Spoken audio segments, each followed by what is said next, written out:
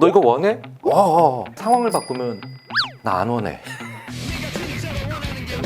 근데 진짜 뭘 원하는지 모르겠다를 제가 두 가지로 한번 나눠보겠습니다. 여러 개가 있어서 그 중에 뭐를 원하는 건지 모를 때, 그다음 진짜 원하는 게 없을 때.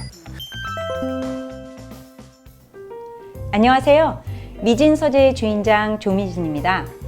오늘 미진서재에는 아주 특별한 손님 한 분을 모셨습니다. 아마 여러분들 유튜브나 아니면 방송을 통해서도 많이 아시는 분이실 것 같은데요. 아주대학교의 심리학과 교수이신 김경일 교수님을 모셨습니다. 안녕하세요. 인지심리학자 김경일입니다.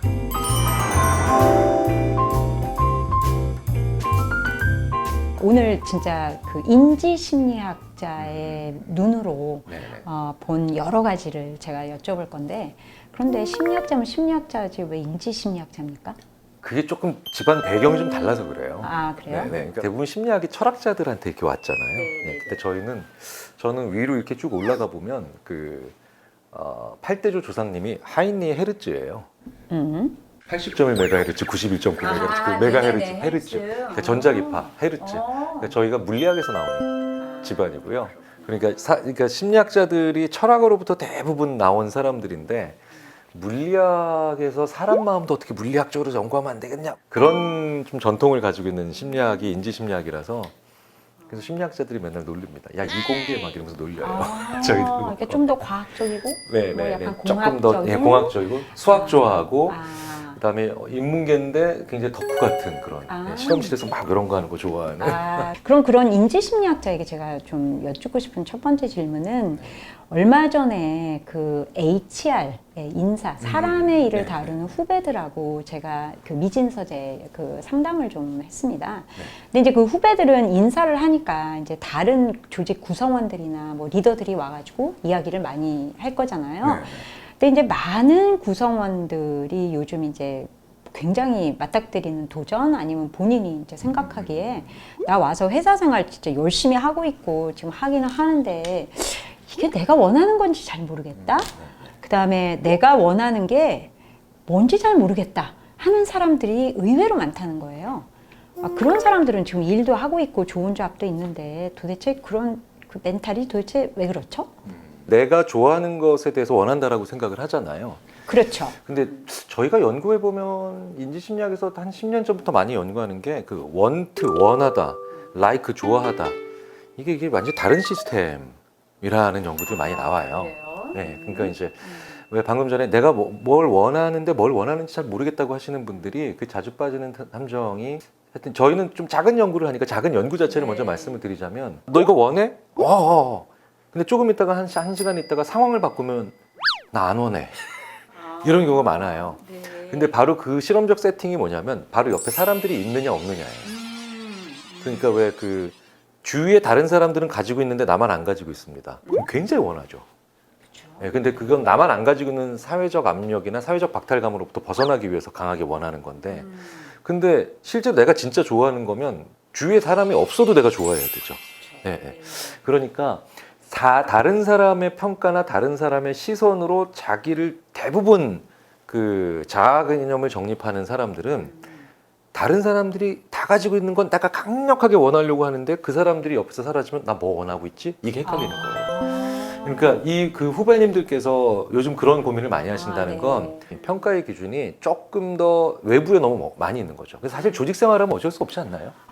그렇기는 합니다. 그래서 저는 이제 후배들한테 제가 늘 해주는 얘기는, 그래서 결국 자기가 굉장히 중요하거든요. 그렇죠. 그러니까 주변이나 상황도 중요하지만 특히 일이라는 측면에서 내가 하는 일의 의미 또는 중요성, 이런 것들이 그럼 본인한테 이렇게 늘 뭐랄까 깨어 있으면서 계속 그 뭐 상기를 한다 그럴까요? 리마인드 한다 그럴까요? 뭐 이런 것들이 그럼 좀 도움이 될까요? 그렇죠. 그 전반적으로 왜 그 남의 평가보단 내가 스스로에게 평가를 해서 보람을 느끼는 시스템이 좀 잘 발달돼야 되는데, 그런데 그 시스템을 이제 조금 좀 편한 말씀으로 이제 문화 심리학자들이 쓰는 표현으로 하면 좀 더 이해가 쉽더라고요.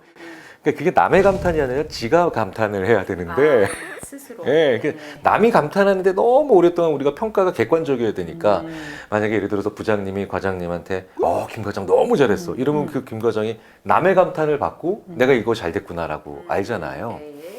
그런데 이렇게 남의 감탄 시스템에 많이 이제 익숙해지면 자기 감탄 시스템이 약해지는 거예요. 그러니까 남이 평가를 안 해주면은 이게 자기가 만족스러운지 안 만족스러운지 이거 잘 모르는 그런 이게 된다는 거죠. 네. 근데 그래서 이거를 조금 그게 심한 분의 경우는 심리 치료를 하기도 해요. 오, 그래요? 네, 그러니까 이제 아예 자기가 자기한테 스스로 하는 감탄 시스템을 자꾸 건드려 보는 거예요. 그때 하는 게 바로 예술 치료예요. 그러니까 문화적인 행동이나 이런 거를 좀 하면서 근데 그런 치료를 좀 받아보면 자기를 딱 보고도 남의 평가를 받기 전에도 내가 딱 기준이 생기는 요거는 또 요 정도 됐어 좋아 오케이 예. 그래서 현대사회가 점점 이렇게 그 피라미드의 계층도 복잡해지고 그다음에 어느 자리까지 옛날에는 뭐 그냥 뭐 6.25 그 전으로는 그냥 갑자기 20대 후반 30대 초반에도 갑자기 참모총장 되고 이랬던 그렇죠. 그랬던 시기에서 지금 막 한참 층층시하잖아요. 네. 그러니까 내가 나를 평가하는 시스템이 너무 약해진 거 아닌가 봐요. 그건 데이터를 봐도 그래요. 예, 그러니까 50년대, 60년대 대학생들에 비해서 지금 대학생들이 훨씬 더 정교하고 잘 구조화된 생각을 가지는데 재밌는 건 자기 자신을 평가하는 능력은 오히려 좀 더 떨어지는 것 같은 그런 데이터들이 좀 보여요. 그럼 조직 생활을 하면서 이제 자기 감탄을 해야 된다는 건 결국은 스스로가 만족하고 스스로한테 칭찬을 좀 해야 그렇죠. 된다는 그런 시스템이잖아요. 근데 우리가 조직의 맥락에서 이렇게 보면은 약간 그거 좀 이게 제 뭐지? 막 이렇게 좀 느낄 수 있지 않을까요? 그렇죠. 예. 왜냐면 딴 사람들은 뭐 다 별거 아니라고 생각하는데 본인이 야, 나 진짜 이거 정말 잘했고 나는 너무 만족스럽고 그냥 해피한데 이게 약간 좀 동떨어질 수 있지는 않을까요? 그게 이제 나르시시즘 같은 거죠. 네, 맞아요. 예. 네. 근데 이제 또 심리학에서 나르시시즘과 비슷한데 약간 다른데 더 좋은 측면이 바로 자존감이잖아요. 맞아요. 예, 그러니까 나르시시즘이랑 자존감을 구분하는 그 차원을 보면 좀 지금 주신 질문에 대답을 드릴 수가 있을 것 같은데 이게 나르시시즘이 높은 사람은요 어떤 결과가 좋았어요. 그러면 이게 나 혼자 힘으로 해야 좋은 거예요. 너는 이거 도움이 없어. 넌 기여가 없어. 예, 근데 자존감이 높은 사람들은 너 때문에 내가 잘 됐다야. 그러니까 이게 협동의 힘을 무시하고 다른 사람을 오히려 밑으로 떨어뜨리면서 이게 잘 됐다라고 감탄하면 나르시시즘에 가깝고요. 그런데 똑같이 감탄의 크기는 똑같은데 다른 사람들의 협조나 조력에 감사를 기꺼이 하면서 하면 그게 자존감이 되게 높은 사람이거든요. 그래서 사실은 내 감탄에 하면서 감탄은 기꺼이 하시고 그래서 고맙다 야 네가 이렇게 멋있게 만들어줬다 이렇게 하시면은 그게 자존감으로 가는 게 아닐까 싶어요. 그거 진짜 좋은 포인트인 것 같아요. 그러니까 결국 내가 원하는 거를 잘 모르겠다 하는 거는 이렇게 주변의 시선을 일단은 좀 다 걷어서 놓고 보고 진짜 지금 하는 일이 내 스스로 생각하기에 진짜 원하는 일인가 아닌가를 좀 약간 판단도 해야 되겠네요. 그렇죠. 네. 그리고 나중에 또 나의 감탄거리가 생기면 다시 또 그 사람들을 불러들여서 다시 한번 확인하고. 생각해보니까 그게 또 상담도 그렇게 하는 것 같아요. 보니까. 그러니까 저는 상담 전공은 아닌데 노련한 카운셀러들이 나는 진짜 뭘 원하는 사람인지 모르겠어요 라고 인생의 좀 허무함을 질문하시면 사람을 싹 걷어내요. 좀 걷어내고 당신만 바라보자 라고 하고 난 다음에 나는 그래도 이런 걸 취했구나 성취했구나 라고 해서 좀 자존감이 살아나면 다시 노련한 카운셀러들은 다시 다른 사람들을 붙여드려요. 그걸 하게 만들어준 고마운 사람들이 주위에 있지 않나요? 막 이러면서 HR과 관련된 거나 상담이 거의 비슷한 맥락인 것 같아요. 그러면은 이제 우리 이런 질문을 하는 조직 성원들한테 조금 쉽게 야, 네가 원하는 거 모르면 요런 순서대로 한번 해봐. 이렇게 말씀을 주신다면 1, 2, 3 어떻게 말씀을 주실 수 있을까요? 근데 진짜 뭘 원하는지 모르겠다를 제가 두 가지로 한번 나눠보겠습니다. 여러 개가 있어서 그 중에 뭐를 원하는 건지 모를 때. 네. 그다음 진짜 원하는 게 없을 때. 근데 여러 개 중에 진짜 내가 원하는 건 뭔가라고 하면 그것 중에 무엇이 제일 내가 좋아하고 결국 궁극적으로 추구하고 싶은 거는 그걸 안 가지고 있는 사람을 만나야만 가능한 거로 보통 돼요.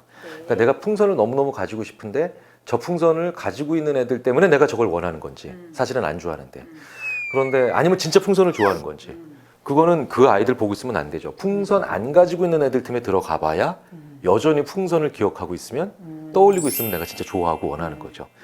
그래서 그 인지심리학자들이 신제품 나왔을 때 이거 얼마나 좋으세요? 라고 소비자 평가한테 물어볼 때 여러 사람들 놓고 절대 물어보지 못하게 해요. 그래요? 예, 자기 혼자 있을 때. 그러니까 진짜 좋아하는 건 자기 혼자 있을 때 기억나거든요. 네. 기억나서 그거 뭘 원하는지 알고 싶으시면 첫째 그러니까 내가 원하고 있는 거를 안 가지고 있는데도 아무 문제 없는 사람들을 만나러 가서 그런데도 내가 정말 떠오르고 이게 중요하다면 이건 진짜 내가 원하는 게 아닐까 싶은 생각이 들고요. 두 번째가 진짜 우리 어렵지 않을까요? 네. 이게 진짜 원하는 게 아무것도 없어요. 네. 무욕구의 상태를 만들 때 저희들이 실험적으로 어떻게 하냐면 첫 번째는 만족이죠. 뭔가 만족을 시키는 거예요. 두 번째는 교란시키는 건데요.